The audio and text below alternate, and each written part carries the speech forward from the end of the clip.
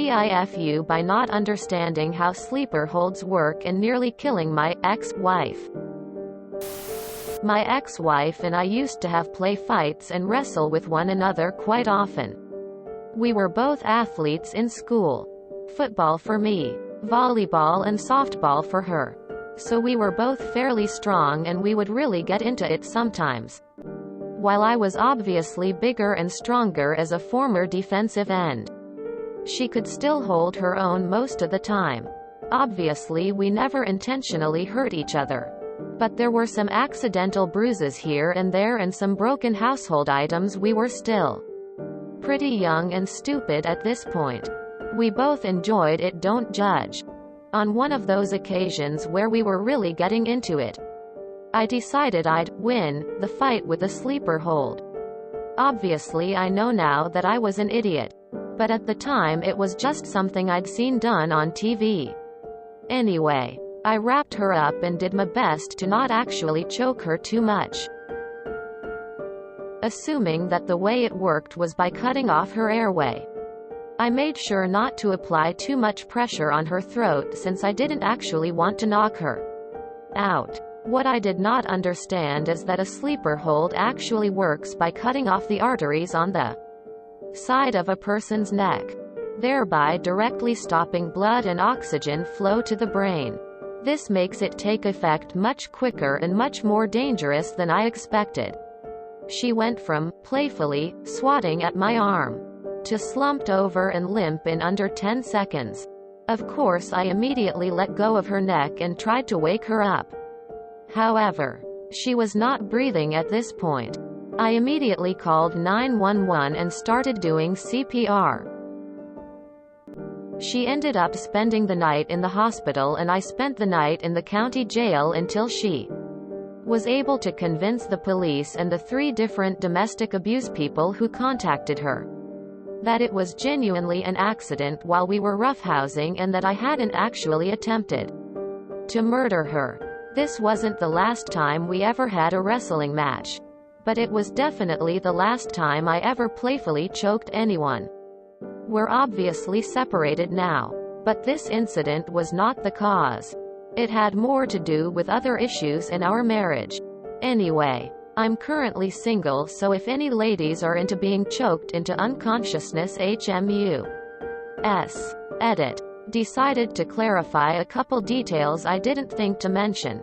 She was very briefly unconscious and not breathing and suffered no real harm. She was already awake by the time the paramedics and police arrived, but still a little out of it and not totally sure what was going on. That's why they decided to go ahead and take her to the hospital. I was not permitted to go with her. The police took me away. In hindsight, I'm pretty sure they were trying to separate us to keep her safe and try to get her to tell them what really happened because they weren't convinced I had accidentally choked her out. We both had to tell the same story to multiple people over the course of the evening and the next morning before they finally accepted it and let us go home. TLDR. Playfully put my ex-wife in a sleeper hold and ended up putting her in the hospital by not fully understanding how it actually works. Can imagine that wasn't easy to explain. Guess the first responders and police officers had heard some stories. Glad your ex-wife is fine though. That could have ended way worse than a night in hospital for her and a night in jail for you. When I was a young Marine, they taught us the blood choke. Then proceeded to say, don't practice this on your wives, girlfriends, your stupid crayon eaters. My older brother did that to me when we were kids. I was trying to go to the bathroom and he said I had to make it past him. He grabbed me and put me in the sleeper hold and I passed out and peed my pants. But was okay. Till sleeper holds affect blood flow and not airflow. I always jokingly tell my kids when we play fight, don't forget the sleeper is a blood choke, not an air choke. After reading this, I guess that was good fatherly advice. Hey man, as an EMT I'm sorry, but if you told me that story on scene I wouldn't have let you in the ambulance either. Tears of joy, loudly crying. I bet you guys would have a lot of fun learning Brazilian Jiu-Jitsu together. Assuming she's not traumatized or anything. My best friend did this to her boyfriend, but thought he was just playing around pretending to be passed out. She slapped him a few times to no response. She still thought he was pretending, so she got out his pee-pee and played with it thinking he would just jolt up, but to no avail, so she checked he was breathing and turned out she had done the exact same thing. Attempted CPR and he came back unaware what had happened. Then he noticed that his pants were down and she was crying thinking he was dead. Tears of joy. I love to pull up this story to tell anyone with ears. Tears of joy. He was fine, by the way. My dad used to teach jiu-jitsu and this was the only move I was taught and have retained memory of how to do. It was fun to do at parties with guys who volunteered because they would go from "yay tits on the back of my head" to tapping out furiously with their faces purple. My friends and I used to do this to each other and ourselves in 6th grade. From a standing position, we would bend over with our heads between our legs and take a bunch of intense huffing and puffing breaths, then quickly stand upright. Immediately when we're standing, usually back against a wall, a buddy would choke us out with his hands squeezed around our necks. Within seconds you're out, unconscious for a few seconds. The first time I did it, it worked for me and I remember having a reasonably full-length dream in those few seconds. I can't recall the total number, but I wouldn't be surprised if I did it a dozen times. You're not out long enough to fall. It's usually a standing sleep. In retrospect, like most of 6th grade fun activities, that was pretty damn stupid. You're so lucky she remembered enough, or it could have gone real bad for you. So I worked at a group home for some time. 6 people lived there and we helped to take care of them, fixing breakfast, dinner and helping them with normal domestic chores. Reminded them to go to the toilet and to shower, things like that. We had one high-functioning girl who lived there who was just a few years younger than me. Anyway, she had undiagnosed epilepsy. So one night she had a seizure and fell out of her bed, knocking her head on the bedside table, leaving her with a completely black eye almost swollen shut. And I was working that morning. So I of course decided she had to go to the hospital to get that stuff looked at. Because it was a nasty bruise and I didn't know how long ago it was and I didn't want to take any chances. We walk into the ER and she doesn't like to talk. She is very uncomfortable with talking with people she doesn't know. So I obviously told them what had happened. The looks I got from that lady was not nice. We sit down and wait and finally a nurse comes and lets us in for a pre-evaluation and obviously I tell her as well what had happened when the girl is just sitting there silent. The nurse doesn't believe me either. So eventually we go to talk with the doctor and there are 3 nurses in the room. All of which gives me looks that if looks could kill I would be dead.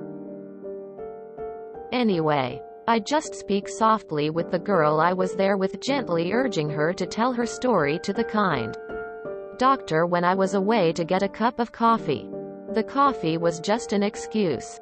Partly so she would be forced to speak for herself, but it's also something we aim to do to make them function better in society, and I could see she was not afraid or worried, so I felt like I could leave for a while.